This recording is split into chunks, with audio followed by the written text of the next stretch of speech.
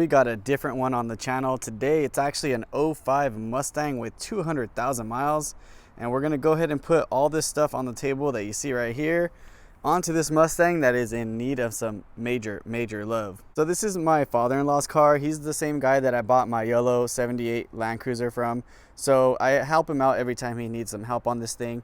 And originally I had done that plastic thermostat housing that just blew up. So I replaced that, some hoses, some idler pulleys, but it's still squeaking. And I narrowed it down to the tensioner idler that I hadn't changed yet. So that's one of these things on the table. With all the mileage and really unknown service history on this thing, we're gonna go ahead and do spark plug wires, spark plugs, which I did gap using these tools to 0.054 inch. And another big reason why it's here is it's got some trans codes and it keeps messing up on the overdrives. So basically we're gonna have to drop the pan, the filter, the whole valve body, put this valve body repair kit in, change the gaskets. I've got valve body gaskets in here, and we're gonna do a rear diff service. So we'll take the cover off, change the gasket, change the fluid, and we've got all new transmission fluid as well. But for now, since the serpentine belt and the tensioner and the spark plug wires and spark plugs are all pretty standard replacement items, I'm not gonna bore you with a how-to on replacing them. We'll just go ahead and time-lapse it real quick. Now before changing the spark plugs, I went ahead and did a fuel injection cleaning with a can of seafoam through a vacuum line. You can see the carbon buildup start breaking up here. You turn off the car, let it soak for about 10 minutes, and then rev it out and drive it until all the smoke is gone. It's time to replace the spark plugs and spark plug wires. And off camera, I did change that serpentine belt tensioner, but the belt was still squeaking. So I went ahead and ordered an idler pulley and a replacement serpentine belt to finally get rid of that annoying squeak. We are going to be replacing the fuel filter with this OEM Motocraft unit. Pardon me for the bad view, but it is very tight. So we're gonna go ahead and just slide this thing out.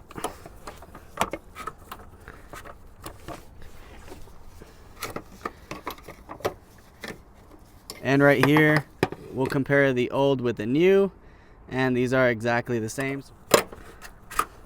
So right here, we're going to go ahead and push back to eclipse. And then we're going to push forward, make sure that it's secured. And we'll pull it back here. Get this line on. And you hear that click, that's nice and secured. We'll go ahead and kind of just center this thing, make sure it's in a happy spot, and lock it down.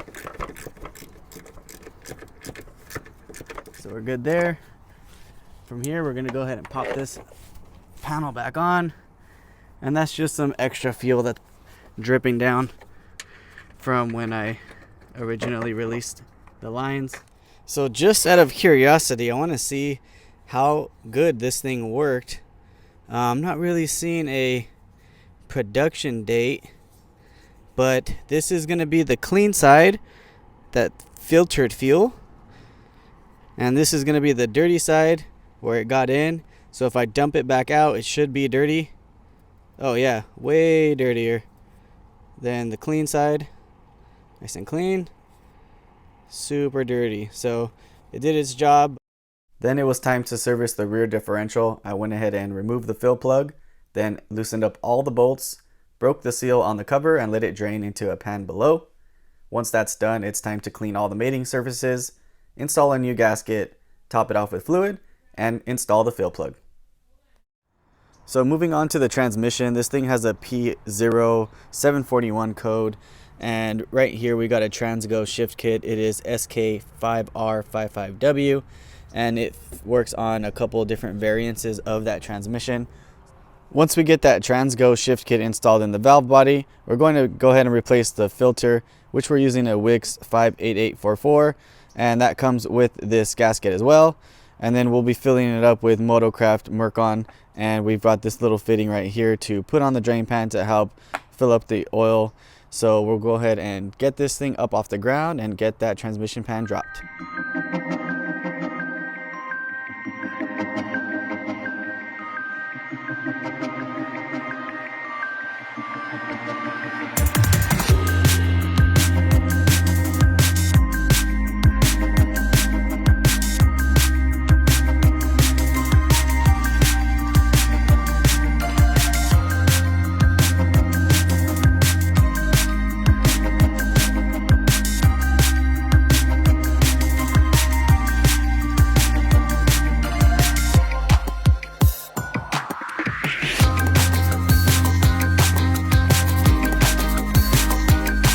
Okay, we got the pan out. That thing kind of stumped me, but you just put a pick on the underside of the plastic tongue and then you pull that out.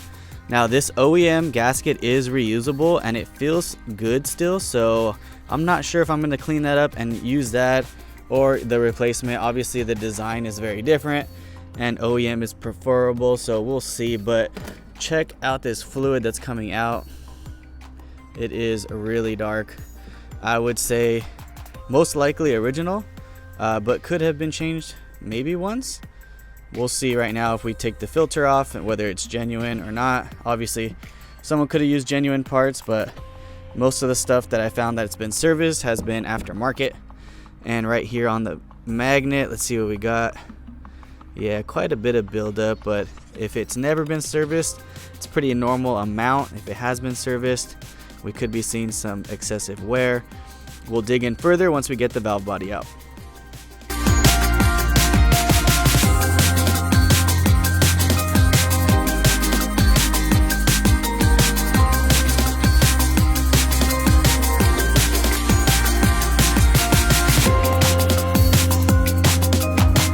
once the valve body's off, it looks very intimidating, but as long as you follow the instructions to the T, it is very easy.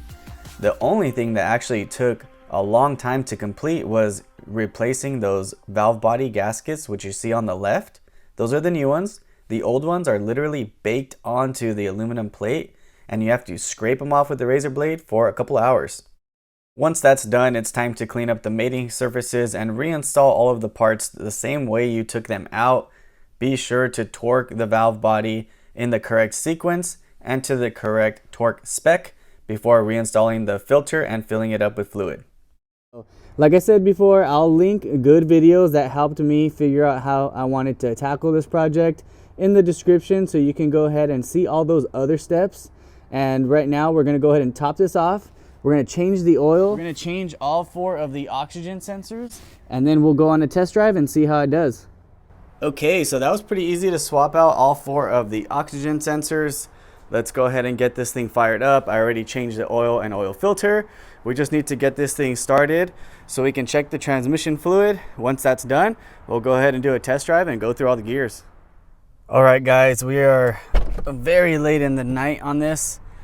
I just want to start this with the door open so you can hear that we got rid of the squeak by changing the serpentine belt, idler pulley, and tensioner pulley.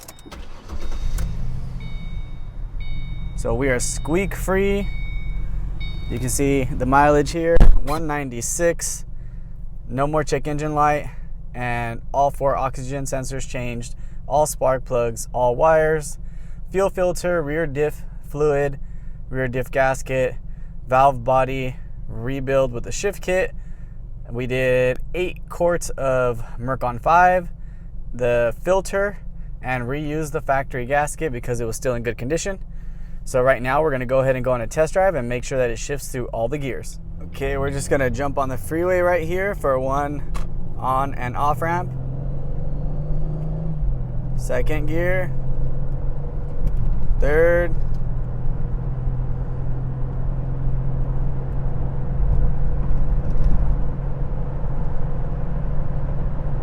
fourth. Man, this thing drives fantastic. It's got the power when you give it gas. There's no more lag anymore. All right, guys, we're gonna get into it so you can hear from a dead stop.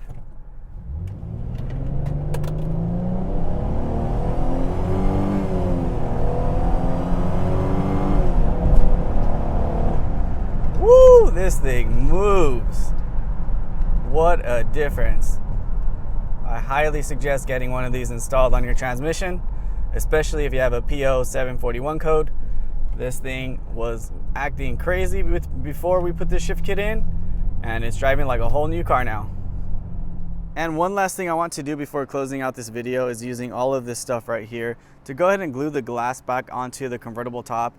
It has slowly, progressively been getting worse and worse to the point where the glass is eventually going to fall out. So right here we've got some razor blades to scrape off the old glue, 3M primer, 3M window weld, and some suction cups that are adjustable to go ahead and help pull that glass back onto the canvas while the glue dries. So let's go ahead and get this thing on a time lapse because it's going to take a few hours. I made a quick pass with the razor blade just to make sure the surfaces were cleaned, and I put on some of the primer. You want to let that primer set for about 10 to 15 minutes. And then I loosened up the front of the top to give the canvas some slack. But let me stress that you absolutely need gloves. This is a very, very messy job. And you can see where I start shifting these little suction cups, so that way I can clean off some of the excess, because once that stuff dries, it is rock hard. So you want to clean as much as you can. Once it sits overnight, you want to come back with a fresh razor blade and start scraping off all of the excess from the glass.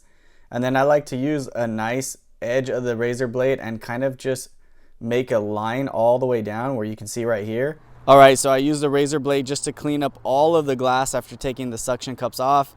And I do like to make a pass like slicing the excess off. That way when you slide on the glass, it just peels it right off. All right guys, well that is a wrap. This thing is glued back on nice and secure, and it cured overnight with the clamps. I left them in place. So no more water leaking inside, no more saggy glass. This thing is good to go. And I also had a little squeak every time this door closed, which is now gone because the window was squeaking on the glass when it goes up and down when you release the door handle. So I used a little bit of Shin-Etsu grease, which is a Honda grease for the soft top seals. And I actually greased all the soft top seals and the one all the way across as well. If you made it this far, thanks for watching. Please like, share, subscribe, comment. All of that stuff helps a growing channel. And I'll see you on the next one.